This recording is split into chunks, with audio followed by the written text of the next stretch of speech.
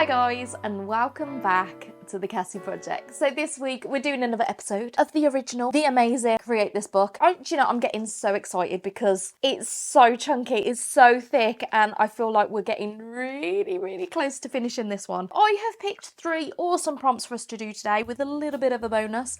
So let's jump straight into it. First, we're going to scroll to create a page of stickers. You've probably seen before that I have been adding to this page for such a long time now. Basically, any stickers that I've got in my shop, I tend to stick on this page. It's been a little while since we've done it, so I am going to put in here my floral paintbrush. So pretty. And I'm going to stick in my gorgeous little fluffy cloud sheep thing. That one definitely deserves to be in here. So all these stickers are actually available on my website at thecassieprojects.co.uk. So head on over there to get yours. Moving on. The next prompt that we're going to be doing today is create a list of fads. I decided that I wanted to do a Stanley cup. Stanley cups. Now, they're very cool. I like them. They're a great drinks bottle. I like that they're hardy, but they've become a little bit influencery. It's a bit cringe, maybe, a little bit. When things get too popular, they tend to make me feel a bit, ew. I saw this video the other day, and this woman was packing up her Stanley cup like she was packing up a bag, and it just made me laugh because I genuinely weren't sure if it was serious or not, but it was insane the things that she attached to this cup. I don't know if I'm treading on anyone's toes here. I'm sorry if that I'm being mean to you for having a Stanley cup. It's totally cool, like it's a good cup, but it has gone a little bit cringe. Now, obviously the right page has got nothing on there, so I thought that this could be a place where I could document all the weird, wonderful accessories that you can get for your Stanley cup. You can get like little bags that you can attach to your Stanley cup, which I just found hilarious. She was putting all sorts in there. She was getting her and all these cream sachets in there and her credit cards, and there was just so much going into this Stanley cup. It was amazing. Have you heard of the Stanley cup snack pot? This is actually really cool. Like, it is a really good idea because if you're like at the cinema or, you know, just watching a film, you've got your snacks available as well as your straw. You drink your drink, and I think it's a brilliant idea, and it's a shame that it's become quite cringeworthy. But because these accessories are brilliant, they're hilarious, and I think it's fantastic. But yeah, it's way too much. It's just too much. And then I'm going to go in with my acrylic gouache. I'm so excited about it. Oh my gosh, I've got to tell you actually. I don't know if you noticed that I've had a bit of a spring clean in here and it's looking all pretty. I designed this last week and I filled it up and I'm really happy with it. So I've got my acrylic gouache in here now. And look, you can't get this Posca out because it's not real. If you didn't see this video last week, it was awesome. Go check it out. I had some ups and downs, I'm not gonna lie. Back to the drawing. So I have used this dark bluey green all over the background because I thought that would look really nice. And then I wanted to use pink for the main Stanley cup to make it extra cringeworthy. And basically I'm going in with my acrylic gouache and I'm really trying to work hard at blending it together and adding those low lights and highlights in there to give it this shape. So I've got the highlights towards the centre because that gives it that nice curve shape then. And once I'd finished working on that, I then added a nice silver line to the top because they tend to have this metal line across near the lid.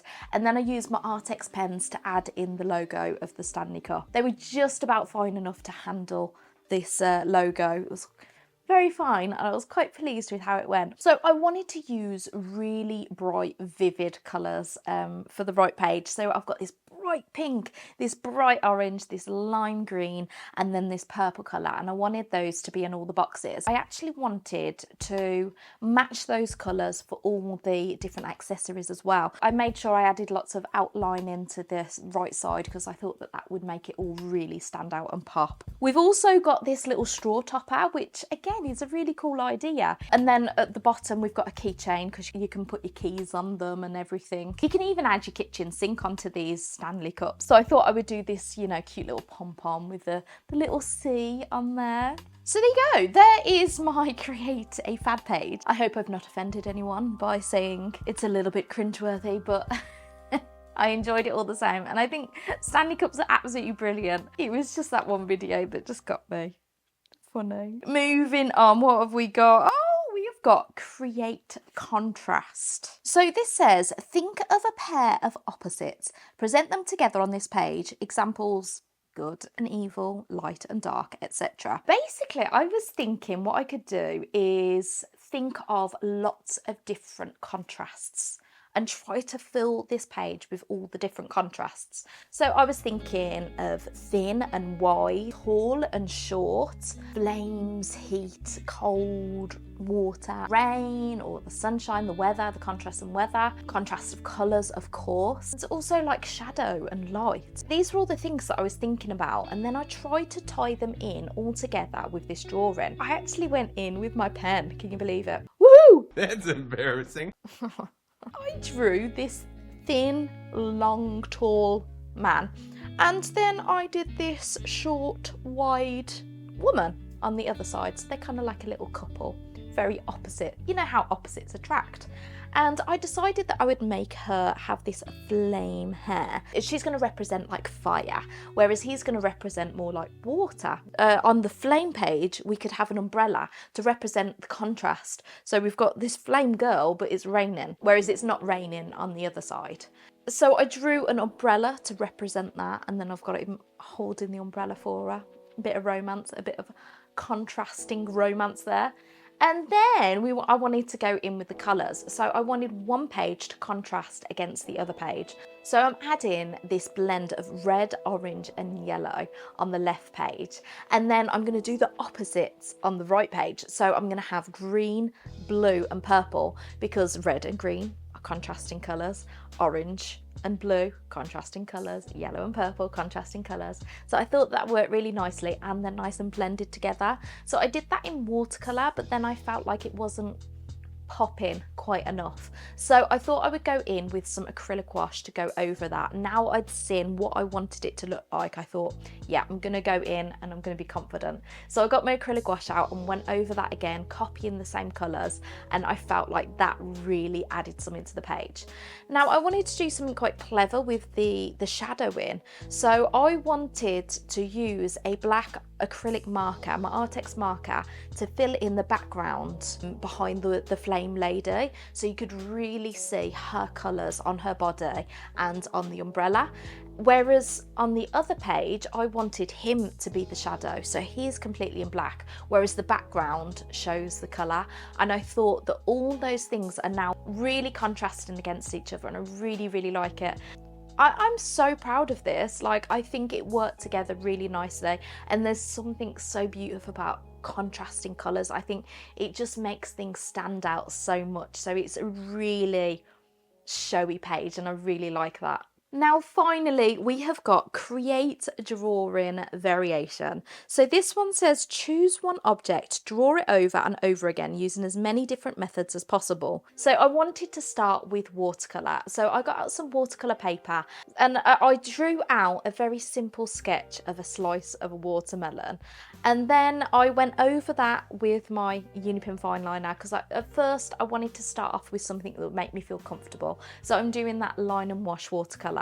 So when I was drawing it out, I noticed that it kind of looked a bit like a creepy little face. So I just went in there and added my pen markings to show this overbite. And then I went in with the colour, I added red to it, and then I added water on the base of the watermelon, so that red would wash into that water, and it just gives it this really nice effect. I did a nice green line where the green of the skin is, and I let that green blend into the red just a little bit. I did go in with some bleed proof white paint, so this is fantastic for covering up those mistakes.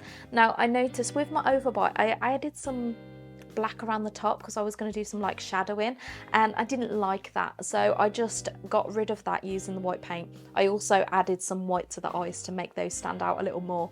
And yeah, we've got this creepy little watermelon, which I absolutely loved. And then I went in with some watercolour and just went and did it really loosely and did a half melon and a slice of watermelon. So that was the idea for my left page. Now I was thinking I wanted to use some different art supplies and a few more different styles as well. So I got out my Artex pens and I thought I would create this cutesy, kawaii kind of style watermelon slice. So I gave her this chunky, chubby kind of body and these cute little arms and cute little legs. And I'm going to create this lovely little kawaii style face, you know, with the blushy cheeks. And I went in with my Artex pens and I blended and blended and blended. And it took me so long to do this one little drawing. I then added that green skin, so around the base of the arms, the body and the legs. And I think that really brought it together. I did those gorgeous blushy cheeks and some black little seeds on there, and of course those lovely cute little eyes. I do blend out those cheeks a bit more, and he's so cute. I love him so much. And then I did like a simplistic one, so I did literally just like a red triangle with some green lines and some black dots. Then I went in with pen and did like a sketchy one with no colour, but then I thought I would add the colour behind it, so I added this red square to it. Then I decided to go for the reverse colouring method, so I splashed some red onto the page and then created this watermelon out of that splash, which I really liked actually. I did it with my eyes closed. I do regret that. As it mentioned in the prompt, I thought I should probably try that one. I didn't get the colouring in the right place at all. And then as I had my pencils out, I thought I'd do a pencil drawing of a little watermelon. And yeah, I was like, this is quite cute. I added the watercolour page in there and I thought this is really nice, but it's just lacking a little bit. It was a little bit boring. So I decided that I wanted to add a watermelon pattern across the whole thing. So I've marked every inch and that's where I'm going to add a cute little drawing of a watermelon. So we've got watercolour method, we've got cutesy acrylic marker method, reverse colouring, with my eyes closed, doing some pencil crayon drawings. And now we're doing a pattern. So I'm adding these markings on every inch and I'm going to draw a little watermelon in pencil crayon on each of those. Then I thought to finish it off, I could write watermelon spaced evenly across the page. And then I thought, just to make it a little bit more chaotic, I would add lots of red and green dots all over the page just to finish it up and make it even more ridiculous. I think it turned out really good. I'm really happy with it, and the main thing is I've just really enjoyed myself. I wasn't too harsh on myself, you know, I just let myself go with the flow and I enjoyed it. So there you go. I really hope you enjoyed that video. Remember, you can head on over to my website, thecassieprojects.co.uk, to get some stickers and prints and lots of more. Do carry on watching some more videos over here. Here will be another binge-worthy video of me, and here will be an artist that I recommend. Thank you so much for watching, and I'll see you soon.